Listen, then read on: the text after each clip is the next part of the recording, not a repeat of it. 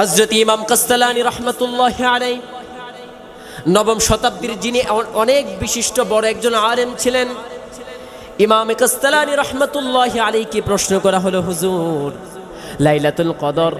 লাইলাতুল কদর এই যে কদরের রজনী, এটা তো 1000 মাসের চাইতে আরো বেশি মর্যাদাবান। হুজুর আপনার কাছে একটা প্রশ্ন রাখতে চাই।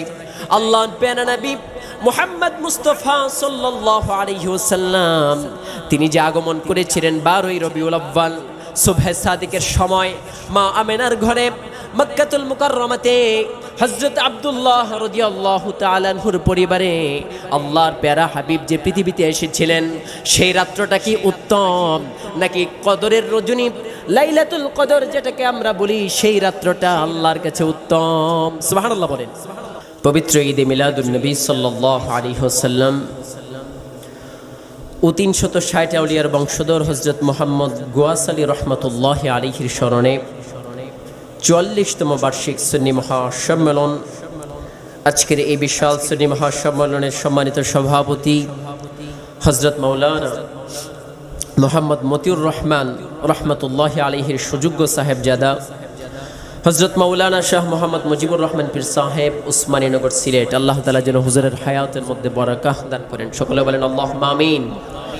আজকে প্রধান আলোচক হিসেবে যিনি আমাদের মাঝে তাকরীর পেশ করবেন, আপনাদের সবার পরিচিত, আপনাদের সবার অত্যন্ত প্রিয় মুখ, আপনাদের অত্যন্ত কাছের মানুষ, প্রিয় মানুষ, আপন মানুষ, যিনি প্রত্যেক সপ্তাহে আপনাদেরকে একবার করে দেখা দেন, আপনাদেরকে কুরআন এবং সুন্নাহর আলোচনা শুনিয়ে আপনাদের হৃদয়কে ধন্য করেন, সারা বাংলার আলোড়ন সৃষ্টিকারী উস্তাজুল উলামা, আমারও উস্তাদ, আরও হাজারো অসংখ্য আলেম উলামার যিনি উস্তাদ হযরত মাওলানা মুফতি সাইফুর রহমান নোমানী সাহেব, খতিব বান্দারপুর কেন্দ্রীয় জামে মসজিদ ও ফকিহ সোনাকান্দা দারুল হুদা বহুমুখী কামিল মাদ্রাসা, আল্লাহ তাআলা যেন হুজুরের হায়াতে এবং ইলমে অধিক পরিমাণে বরকত দান করেন। সকলে বলেন আমিন।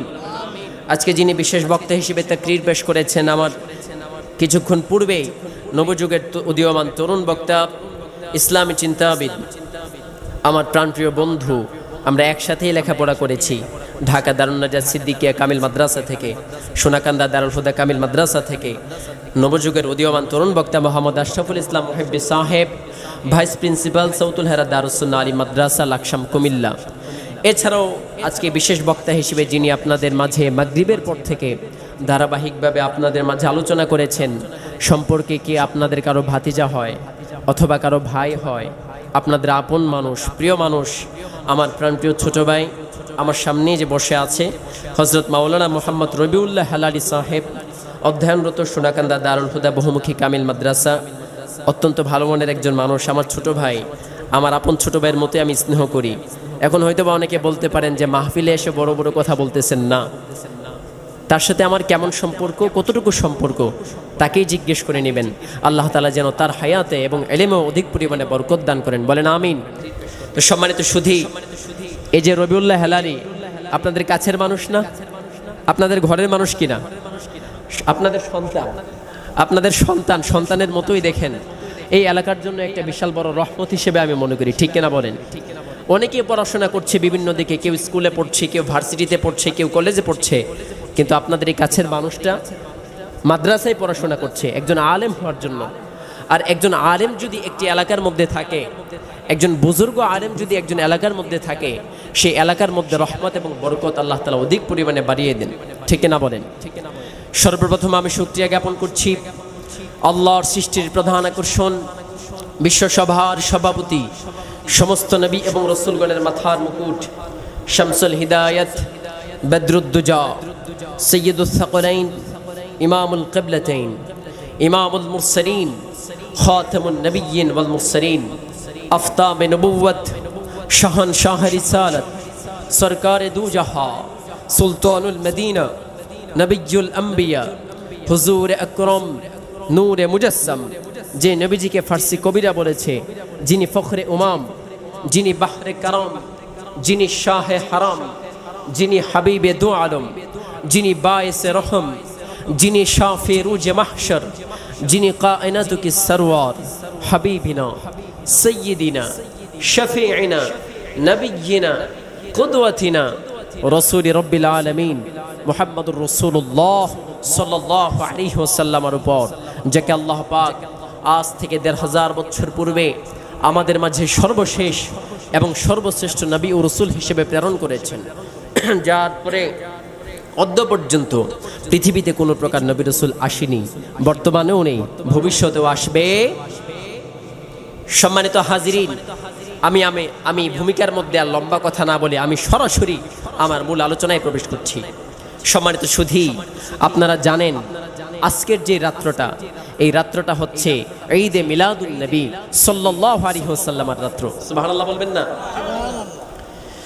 সম্মানিত সুধী মণ্ডলী, আপনাদের কাছে আমি সুস্পষ্ট করে জানিয়ে দিতে চাই, বানোয়াট কোনো কিচ্ছা কাহিনী নয়, সম্পূর্ণ কোরআন এবং সুন্নাহ থেকে আজকে যে রাত্রটা আমরা অবস্থান করছি, মহান আল্লাহ সুবহানাহু ওয়া তাআলার কাছে এই রাত্রটার দাম অন্যান্য রাত্রের চাইতে 1000 পরিমাণ বেশি। সুবহানাল্লাহ বলেন।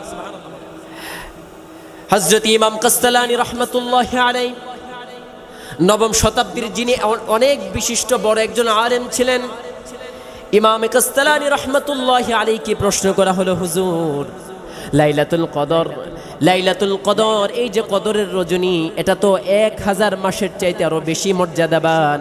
হুজুর, আপনার কাছে একটা প্রশ্ন রাখতে চাই, আল্লাহর প্যারা নবী মুহাম্মদ মুস্তাফা সাল্লাল্লাহু আলাইহি ওয়াসাল্লাম তিনি যে আগমন করেছিলেন 12ই রবিউল আউয়াল সুবহে সাদিকের সময়, মা আমেনার ঘরে মক্কাতুল মুকাররমাতে হযরত আব্দুল্লাহ রাদিয়াল্লাহু তাআলা আনহুর পরিবারে আল্লাহর প্যারা হাবিব যে পৃথিবীতে এসেছিলেন, সেই রাত্রটা কি উত্তম নাকি কদরের রজনী লাইলাতুল কদর যেটাকে আমরা বলি, সেই রাত্রটা আল্লাহর কাছে উত্তম? সুবহানাল্লাহ বলেন। ইমাম কাসতালানী রাহমাতুল্লাহি আলাইহি অত্যন্ত স্পষ্টভাবে জবাব দিয়েছেন, যিনি নবম শতাব্দীর একজন বিশিষ্ট আলেম ছিলেন। তিনি বলেছেন, আন্না লাইলাতুল কদরি আন্না লাইলাতা মাউলিদিন নবী সাল্লাল্লাহু আলাইহি ওয়াসাল্লাম খায়রুম মিন লাইলাতিল কদর। সুবহানাল্লাহ বলেন।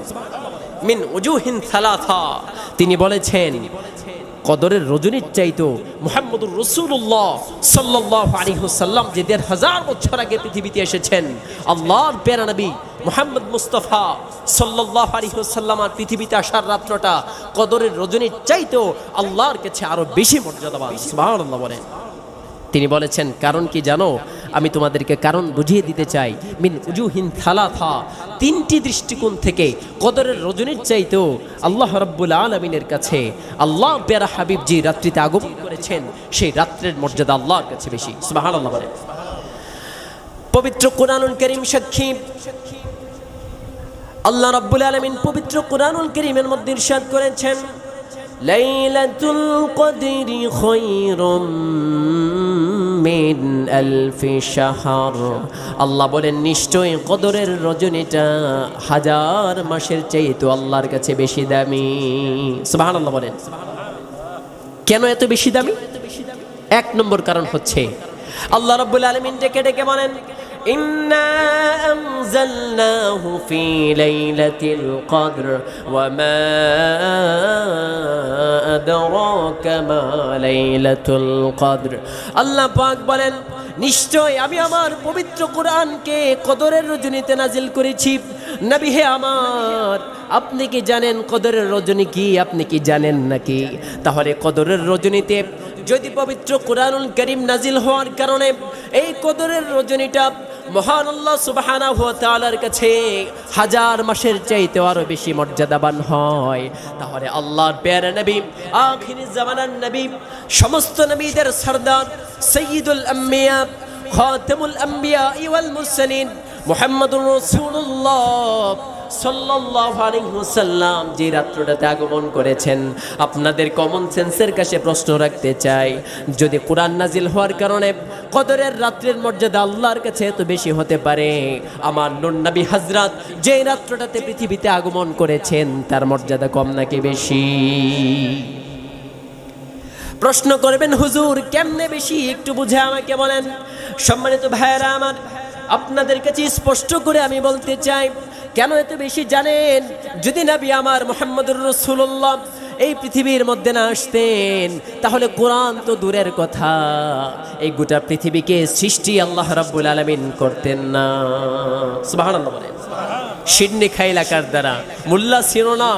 আমরা এই কদর পেয়েছি, আমরা এই পৃথিবী পেয়েছি, আমরা গোটা কুল কায়নাত পেয়েছি, আমরা সমস্ত মাখলুকাত পেয়েছি, আমরা মানব জাতিকে পেয়েছি, আমরা জিন জাতিকে পেয়েছি, সমস্ত ফেরেশতা কুল পেয়েছি, যা কিছু পেয়েছি আমাদের উপকারের জন্য, যা কিছু আমাদের নজরে পড়ছে, গাছপালা থেকে শুরু করে উপরে সেই আকাশ, সপ্ত আকাশ, সেই তারকারাজি, ব্রহ্মাণ্ড, নক্ষত্ররাজি, সমস্ত গ্রহাণুপুঞ্জ, নেহারিকা, যা কিছু আছে সব কিছুর পিছনে একমাত্র ওসিলা হচ্ছে মুহাম্মাদুর।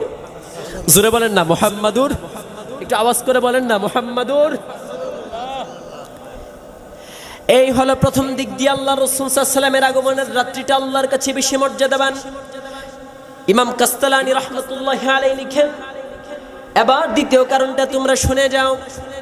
কদরের রজনী মর্যাদাবান হওয়ার পিছনে দ্বিতীয়তম কারণ হচ্ছে আল্লাহ রাব্বুল আলামিন বলেন, আল্লাহ রাব্বুল আলামিন সূরাতুল কদরের মধ্যে ডেকে ডেকে বলেন, তানাজ্জালুল মালাইকাতু ওয়ার রূহু ফিহা বিইذনি রাব্বিহিম মিন কুল্লি আমর।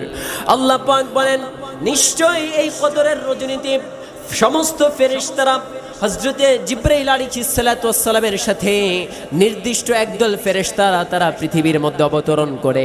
সম্মানিত ভাইরা, যদি একদল ফেরেশতা জিবরাইল আলাইহিস সালাতু ওয়াস সালামের সাথে এই রাত্রিবেলা এই পৃথিবীতে নেমে আসার কারণে, যদি প্রথম আকাশে নেমে আসার কারণে আল্লাহর কাছে কদরের রজনীর মর্যাদা এত বেশি পরিমাণ বেড়ে যায়, তাহলে আল্লাহর প্যারা নবী যেই রাত্রটাতে জন্মগ্রহণ করেছেন, রাসূলুল্লাহর বিলাদাত যেই রাত্রটাতে হয়েছে, আপনাদের কাছে প্রশ্ন রাখতে চাই, যদি জিবরিল আমিন ফেরেশতাদেরকে সহ প্রথম আকাশে নেমে আসার কারণে যদি কদরের রজনীর মর্যাদা আল্লাহর কাছে বেড়ে যায়, তাহলে আল্লাহর আখিরি নবী মুহাম্মদুর রাসূলুল্লাহ সাল্লাল্লাহু আলাইহি ওয়াসাল্লাম যেই রাত্রটাতে আগমন করেছেন, এই রাত্রটা কদরের রজনীর চাইতে আরো বেশি মর্যাদান হতে পারে কি পারে না?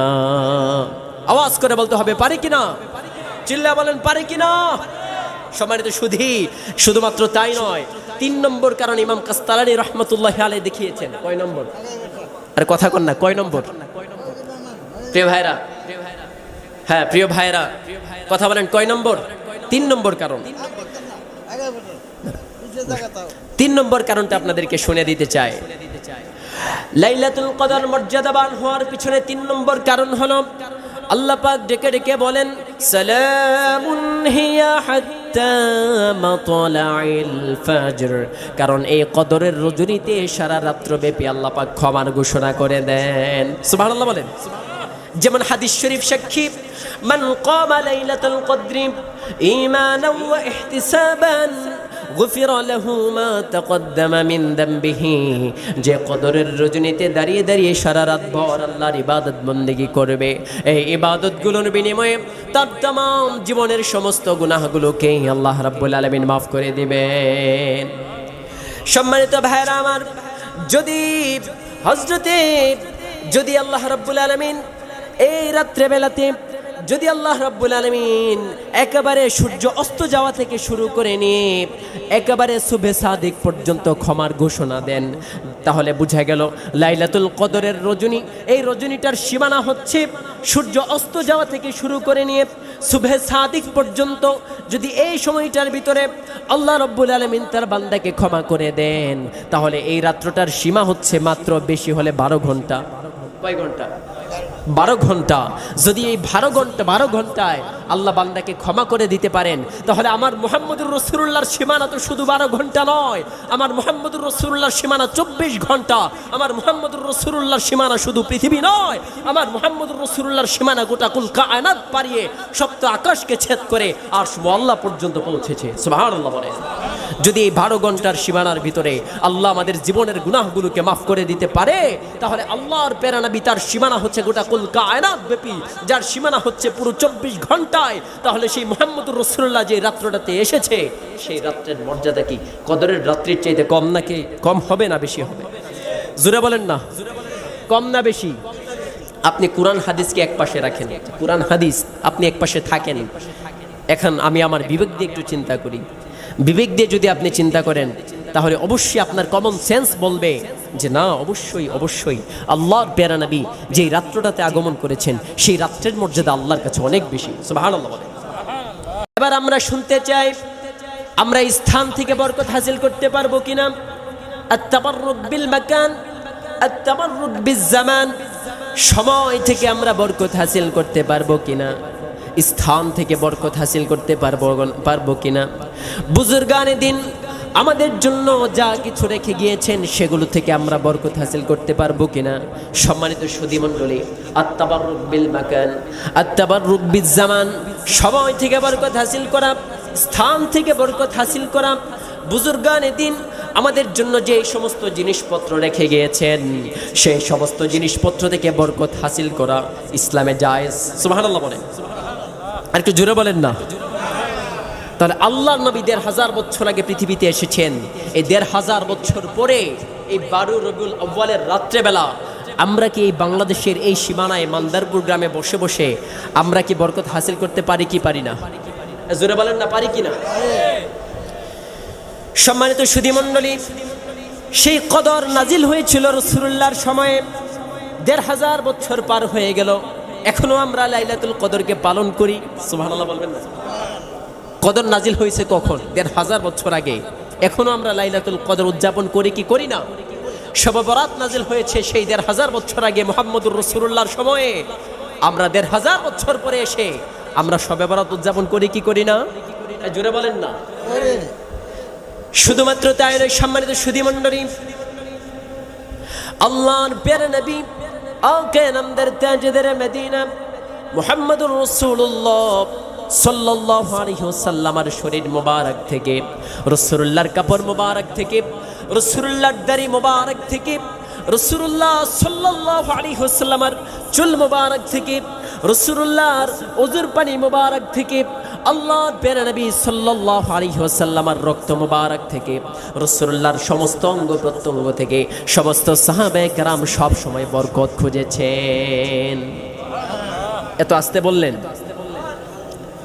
সম্মানিত সুধী, হযরত আনাস বিন মালিক রাদিয়াল্লাহু তাআলা আনহু, তিনি হচ্ছেন খাদিমুর রাসূল সাল্লাল্লাহু আলাইহি ওয়াসাল্লাম, যিনি ১০টি বছর একাধারে আল্লাহর প্যারা নবীর খেদমত করেছেন। হযরত আনাস বিন মালিক নিজেই বলেন, খাদিমতু রাসূলুল্লাহি সাল্লাল্লাহু আলাইহি ওয়াসাল্লাম 10 সিনিন।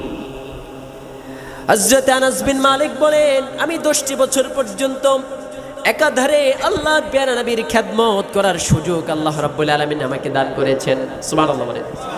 কত বছর ভাই? 10 বছর। কথা বলেন না, কত বছর? 10 বছর আল্লাহর প্যারা নবীর খেদমত করেছে। কত বছর? 10 বছর। কম না বেশি? তাহলে বুঝা গেল আনাস বিন মালিক রাসূলুল্লাহর অনেক কাছের একজন মানুষ ছিলেন। সুবহানাল্লাহ বলেন।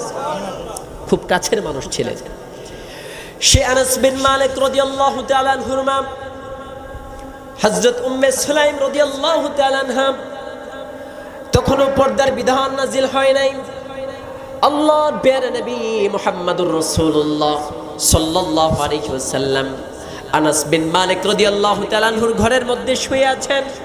রাসূলুল্লাহ ঘুমিয়ে গেছেন। সুবহানাল্লাহ বলেন। রাসূলুল্লাহ কি করেছেন? ঘুমিয়ে গেছেন। রাসূলুল্লাহর শরীর মোবারক থেকে ঘাম বেয়ে বেয়ে পড়ছে, তখনও পর্দার আয়াত নাজিল হয় নাই। হযরত আনাস বিন মালিক রাদিয়াল্লাহু তাআলা আনহুর মা দেখলেন রাসূলুল্লাহ সাল্লাল্লাহু আলাইহি ওয়াসাল্লামের শরীর মোবারক থেকে ঘাম ঝরে ঝরে পড়তেছে। সুবহানাল্লাহ। হযরত উম্মে সুলাইম আর দেরি করলেন না, আল্লাহর প্যারা নবী মুহাম্মদুর রাসূলুল্লাহ সাল্লাল্লাহু আলাইহি ওয়াসাল্লামের শরীর মোবারক থেকে যে ঘামগুলো ঝরে ঝরে পড়ছিল, তিনি বুঝতে পেরেছিলেন আমি এই বরকত থেকে মাহরুম হতে চাই না, আল্লাহর প্যারা নবীর এই বরকতকে আমি হাসিল করতে চাই। ছোট একটা কৌটা নিলেন, ছোট কৌটা নিয়ে রাসূলুল্লাহর শরীর মোবারকের কাছে গেলেন। ছোট কৌটা দিয়ে রাসূলুল্লাহর ঘাম মোবারকগুলোকে সংগ্রহ করে করে কৌটার ভিতরে তিনি রাখছিলেন। আল্লাহর প্যারা নবী তিনি একটু টের পেলেন কেউ মনে হয় তার শরীরের মধ্যে স্পর্শ করছে। সাথে সাথে রাসূলুল্লাহর চোখ মোবারক খুলে গেল, চোখ খুলে যাওয়ার পরে দেখে উম্মে সুলাইম রাসূলুল্লাহর শরীর মোবারক থেকে ঘামগুলোকে সংগ্রহ করতেছে। নবীজি আমার ডাক দিয়ে বলে, উম্মে সুলাইম, ও উম্মে সুলাইম, তুমি এসব কি করছো? আমার ঘামগুলো সবগুলো তুমি একসাথে জড়ো করতেছো, ব্যাপারটা কি? হযরত উম্মে সুলাইম রাদিয়াল্লাহু তাআলা আনহা ডেকে ডেকে বললেন, নবী আমার, ওগো আল্লাহর নবী, আপনার শরীর থেকে যে ঘাম মোবারকগুলো ঝরে ঝরে পড়ছিল, আমি ইচ্ছা পোষণ করলাম লিসবিয়ানিনা, আমাদের শরীর আমাদের ঘরের মধ্যে যে ছোট ছোট বাচ্চারা আছে, আপনার ঘাম মোবারক দিয়ে সেই ছোট ছোট বাচ্চাদের জন্য তাদের রোগের প্রতিষেধক হিসেবে আপনার ঘাম মোবারকগুলোকে আমি ব্যবহার করব। একটু জোরে বলেন না, ফজিলত কম না বেশি? রাসূলুল্লাহর ঘাম মুবারকের ফজিলত কম না বেশি? তাহলে হযরত উম্মে সুলাইম রাদিয়াল্লাহু তাআলা আনহা ঘাম মুবারক সংগ্রহ করলেন রাসূলুল্লাহ থেকে। আল্লাহর প্যারা নবী বিন্দু পরিমাণ নিষেধ করে নাই, বরং আল্লাহর প্যারা নবী ডেকে ডেকে বললেন, উম্মে সুলাইম, শোনো শোনো, তুমি সঠিক কাজ করেছো। সুবহানাল্লাহ। আর জোরে পড় না ভাই, এতগুলা মানুষ, আওয়াজ তো হচ্ছে না ভাই, একটু জোরে বলেন না। আরে উম্মে সুলাইম, তুমি ঠিক কাজ করেছো, তোমার কাছে সামান্য পরিমাণ কোনো ভুল নাই। সুবহানাল্লাহ বলেন। সম্মানিত সুধী মণ্ডলী, শুধুমাত্র তাই নয়, আমার রাসূলুল্লাহর চাদর মুবারক থেকে সাহাবায়ে কেরাম বরকত খুঁজেছেন। সুবহানাল্লাহ বলেন। আল্লাহর প্রিয় নবী মুহাম্মদুর রাসূলুল্লাহ সাল্লাল্লাহু আলাইহি ওয়াসাল্লামকে এক আনসারী মহিলা মদিনাতুল মুনাওয়ারাতে যার বাড়ি, রাসূলুল্লাহকে অনেক সুন্দর একটা চাদর রাসূলুল্লাহকে হাদিয়া দিলেন। সুবহানাল্লাহ বলেন। কি হাদিয়া দিলেন? সেই চাদরের মধ্যে কারুকার্য ছিল, সাধারণ কোনো চাদর ছিল না, অনেক দামি একটি চাদর রাসূলুল্লাহকে হাদিয়া দিলেন। আল্লাহর প্যারা নবী সেই হাদিয়াকৃত চাদরটা নিজের শরীর মোবারকের উপরে রাখলেন, রেখে সাহাবে কেরামের কাছে আসলেন। আসার পরে একজন সাহাবী দেখে রাসূলুল্লাহর শরীর মোবারকের চাদরটা লেগে আছে। সুবহানাল্লাহ বলেন। সাহাবী বললেন, ওগো আল্লাহর নবী, এই চাদরটা আমার লাগবে। আল্লাহর নবী, এই চাদরটা আপনি আমাকে দিয়ে দেন। সুবহানাল্লাহ বলেন। আল্লাহর হাবিব সাল্লাল্লাহু আলাইহি সাল্লামের কাছে যখন কিছু খোঁজা হতো, আল্লাহর প্যারা হাবিব তিনি নিষেধ করতে পারতেন না। আল্লাহ রাসূলের একটা সুন্নাত, রাসূলুল্লাহর কাছে যখন কেউ কিছু চাইতো, আল্লাহ রাসূল নিষেধ করতে পারতেন না। আল্লাহ রাসূল সাল্লাল্লাহু আলাইহি সাল্লাম ওনার কাছে থাকলে উনি দিয়ে দিতেন। সুবহানাল্লাহ বলেন। আল্লাহর নবী সাল্লাল্লাহু আলাইহি ওয়াসাল্লাম তিনি বললেন, যাও সাহাবী, যাও যাও, এই নাও চাদরটা তোমাকে আমি হাদিয়া দিয়ে দিলাম। সুবহানাল্লাহ বলেন। সম্মানিত ভাইরা আমার, আল্লাহর প্যারা নবী যখন চাদরটাকে দিয়ে তিনি চলে গেলেন, এবার সমস্ত সাহাবীরা তাকে ধরছে। কথা বুঝতেছেন আমার মুরব্বী? কথা বুঝতেছেন? আমার কথা বুঝতেছেন তো? বুঝেন? চাই না বুঝলে কিন্তু বলতে হবে আমাকে। তখন দেখা গেল আল্লাহর প্যারা নবী সাল্লাল্লাহু আলাইহি ওয়াসাল্লামের সাহাবারা সেই লোকটাকে ধরলো। এই বেটা, কি হয়েছে? আল্লাহর নবীকে শুধুমাত্র একজন মহিলা এটা হাদিয়া দিয়ে গেল, আর তুমি রাসূলুল্লাহ থেকে খুঁজে এটা নিয়ে গেলা, ব্যাপারটা কি? সেই সাহাবী ডেকে ডেকে বলল, শোনো সাহাবায়ে কেরাম, আমি সামান্য উদ্দেশ্য নিয়ে এই চাদরটাকে আমি আমার কাছে রাখি নাই। আমার উদ্দেশ্য হচ্ছে আল্লাহর প্যারা নবী নূর নবীজির এই চাদর মোবারক আমার সাথে থাকবে। আমার ইন্তিকালের পরে আমার শরীরের মধ্যে এই চাদরটা তোমরা জড়ায়া দিবে। এই চাদরটা কাফন হিসেবে আমি ব্যবহার করতে চাই।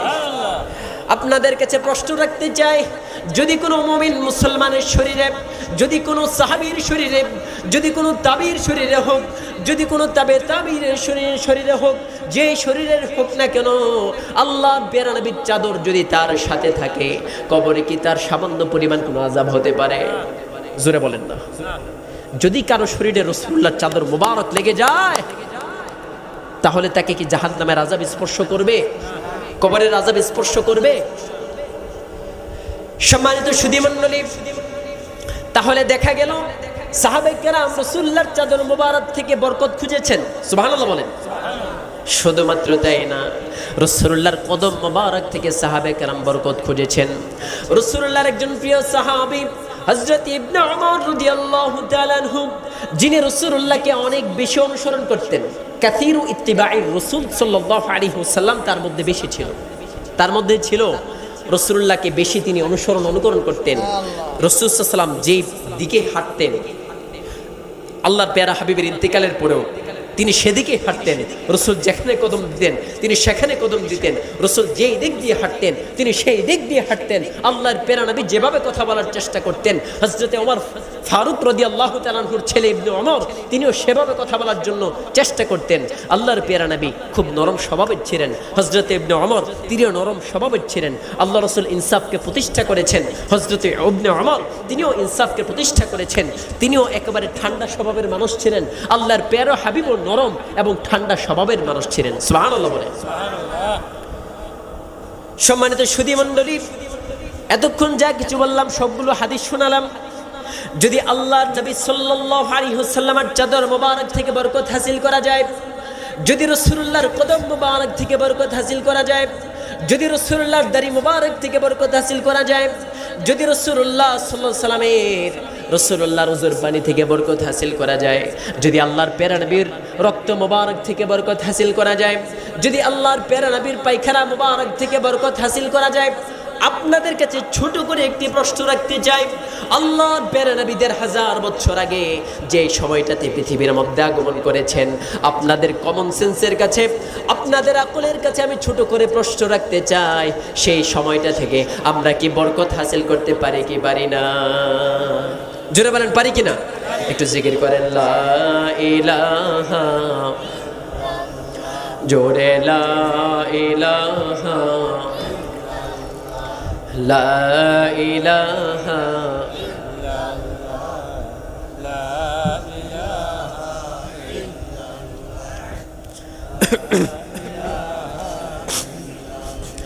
লা ইলাহা ইল্লাল্লাহ মুহাম্মাদুর রাসূলুল্লাহ সাল্লাল্লাহু আলাইহি ওয়াসাল্লাম। সম্মানিত হাজিরিন, এই জন্য ইমাম কাসসালানী রাহমাতুল্লাহি আলাইহি লিখেছেন, আন্না লাইলাতা মাউলিদিন নবী সাল্লাল্লাহু আলাইহি ওয়াসাল্লাম খায়রুম মিন লাইলাতিল কদর।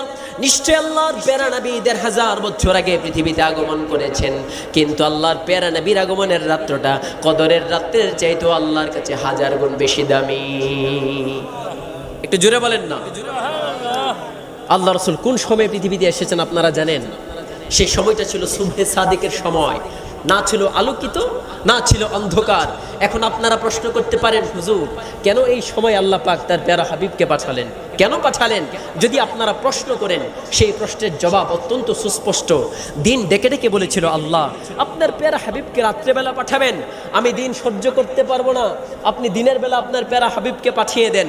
এবার রাত্র আল্লাহর কাছে আরজি করলো, আল্লাহ আপনি দিনের বেলার মুহাম্মদুর রাসূলুল্লাহকে আপনি পাঠাবেন, আমি রাত্র খালি থাকবো নাকি বরকত থেকে? না না, আমি এটা মানতে পারি না, আপনি রাত্রেবেলা মুহাম্মদুর রাসূলুল্লাহকে পৃথিবীতে পাঠাবেন। সুবহানাল্লাহ বলেন। রাত এবং দিনের ঝগড়া যখন শুরু হয়ে গেল, আল্লাহ তো ভালো করেই জানেন কিভাবে কোন জিনিসটার মধ্যে সমাধান দিতে হয়। সুবহানাল্লাহ বলেন। কাকে কিভাবে বুঝ দিলে তার মাথা ঠান্ডা হবে আল্লাহ জানে কি জানে না? জোরে বলেন জানে কি না? একজন সর্দার যখন এলাকার মধ্যে মাতাব্বরি করে, তিনি ভালো করেই বুঝেন কাকে কিভাবে দিলে ঠান্ডা করা যায়। যদি একজন সর্দার এত কিছু বুঝে, তাহলে যিনি হাকিম, যিনি বিজ্ঞানময়, ফিআলুল হাকিমি লা ইয়াখলু আনিল হিকমাহ, যিনি হাকিম তার কাজ কখনো হিকমত থেকে খালি হয় না, তিনি কখনো বুদ্ধি ব্যতিরেকে কোনো কাজ করে না। তাহলে বোঝা গেল আল্লাহ পাক রব্বুল আলামিন যে তার প্যারা হাবিবকে এই সময়টাতে পাঠালেন, এর দ্বারা উদ্দেশ্য হলো রাত্রেকেও আল্লাহ তাআলা নারাজ করতে চায় নাই, দিনকেও আল্লাহ তাআলা নারাজ করতে চায় নাই। আল্লাহ চাইলেন দিনও খুশি থাকুক, রাত্রও খুশি থাকুক। এই জন্য সুবহে সাদিকের সময় তখন একটু একটু দিনও ছিল, একটু একটু রাত্রও ছিল, তার প্যারা হাবিবকে তিনি পাঠিয়ে দিয়েছে। সুতরাং মুহাম্মদুর রাসূলুল্লাহকে পেয়ে আপনারা খুশি না বেজার? জোরে বলেন না খুশি না বেজার? আল্লাহ পাক ডেকে ডেকে বলেন, কুল বিফাদলিল্লাহি ওয়া বিরহমাতিহি ফাবিযালিকা ফালইফরাহু হুয়া খায়রুম মিম্মা ইয়াজমাউন। আল্লাহ পাক বলেন, কুল নবী আপনারা, নবী আমার আপনি বলে দেন আল্লাহর অনুগ্রহ এবং তার রহমত তোমাদের কাছে আসার কারণে, আমার বান্দাদের কাছে আসার কারণে তারা যেন খুশি হয়ে যায়। সুবহানাল্লাহ বলেন। তাহলে আজকে কি আমরা খুশি? জোরে বলেন না খুশি? আল্লাহ আমাদেরকে খুশি থাকার তৌফিক দান করুন, বলেন আমিন।